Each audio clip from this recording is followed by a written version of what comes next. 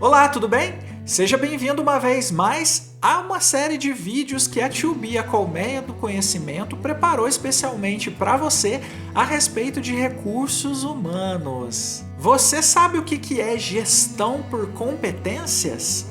Já ouviu falar nesse termo? Se você já ouviu falar, mas você ainda não tem muito claro a respeito do que é isso na prática, fique aqui nesse vídeo que além de eu falar isso para você no final, eu ainda vou falar quais são as críticas que existem a respeito desse modelo de gestão por competências, tá legal? Então fica aqui com a gente. E para a gente dar início a esse vídeo, eu vou passar para você, como sempre, os termos em inglês e espanhol que caracterizam o tema do vídeo, né? Então vamos lá. Gestão por competências em inglês vai ser Competency Management.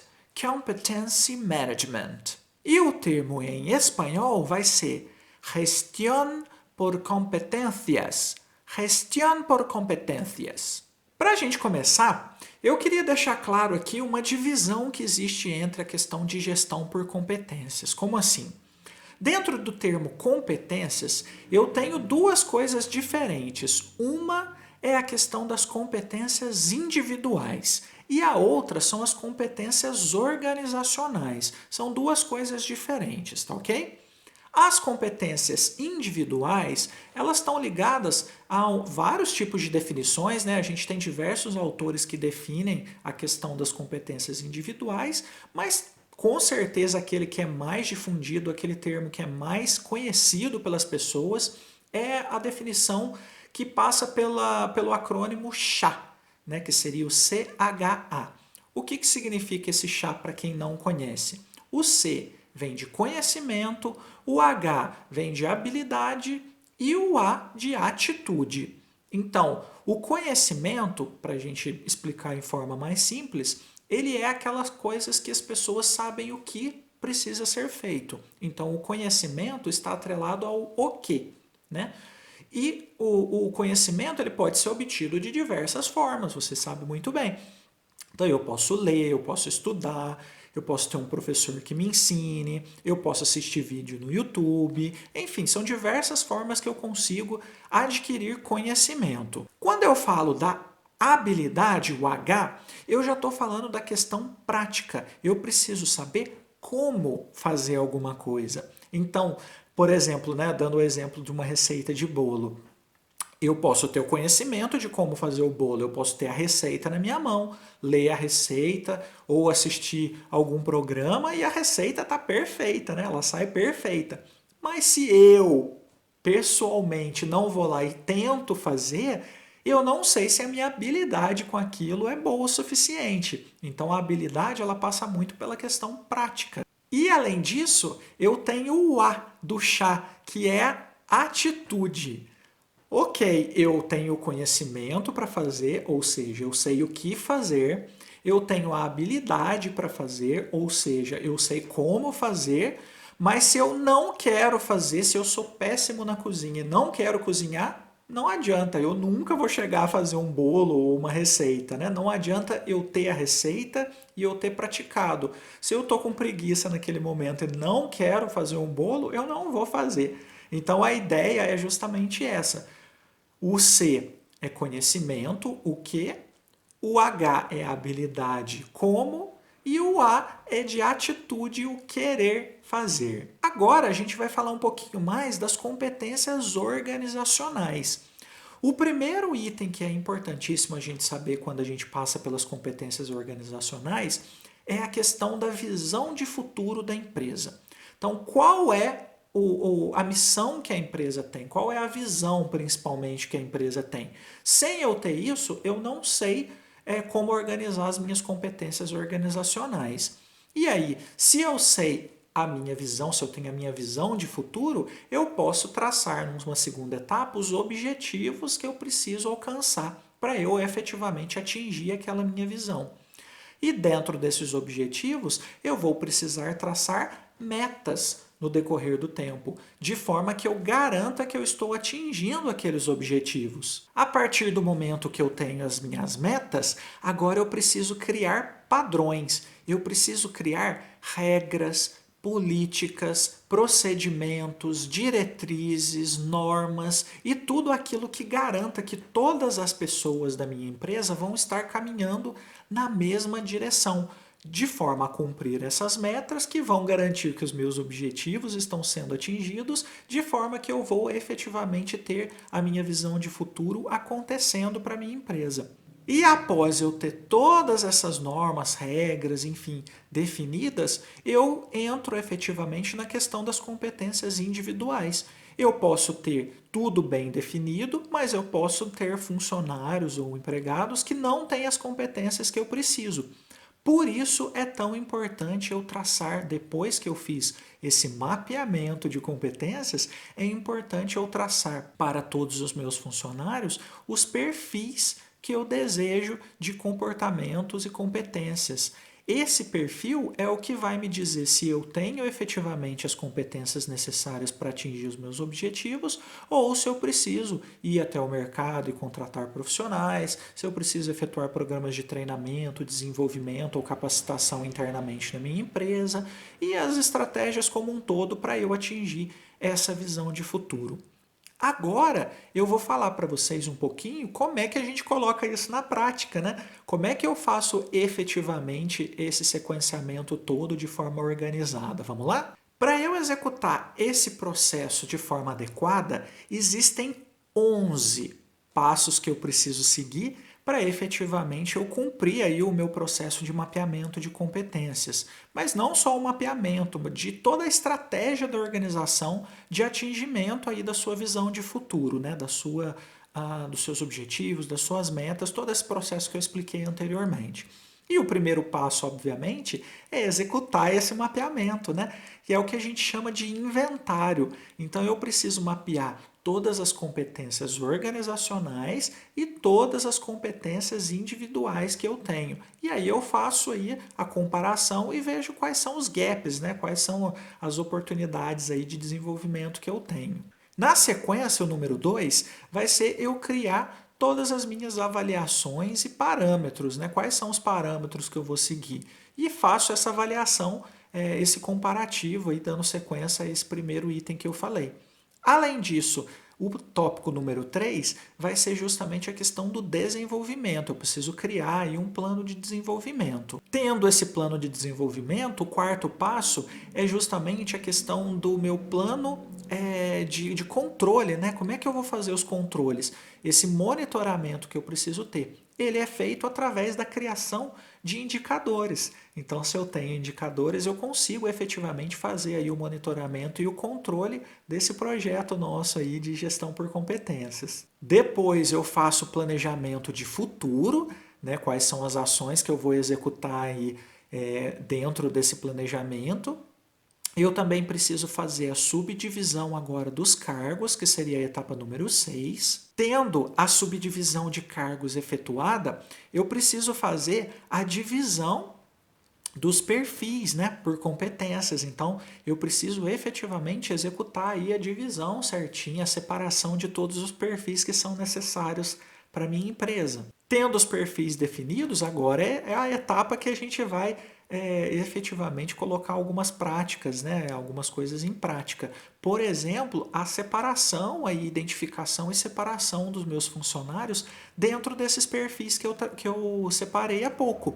Então eu preciso alocar cada um dos meus funcionários dentro desses perfis que foram criados. Fazendo esse remanejamento, eu também tenho que ter isso lá atrás eu já preciso ter criado isso, a questão do meu planejamento de remuneração por competências. Esse é um planejamento bem complexo que precisa ser feito, em que eu não remunero somente o indivíduo agora. Agora eu vou remunerar os perfis, né, as competências que são adquiridas por cada um dos perfis. O passo número 10 vai ser a realização aí do meu recrutamento, né, os meus processos de recrutamento para aqueles perfis em que eu não tenho dentro da empresa e também dentro aí do plano de remuneração, pacote de benefícios, enfim, a minha estratégia de retenção desses perfis, desses talentos dentro da minha empresa. E a etapa número 11 vai ser aí o aprimoramento do meu processo como um todo, né? A retroalimentação. Agora que eu já tenho todas as estratégias definidas, eu preciso aprimorar, eu preciso melhorar com o tempo todo esse processo, né? E isso tem que acontecer a todo momento, esse aprimoramento. A gente tem que estar atento às oportunidades de melhoria durante todo o tempo.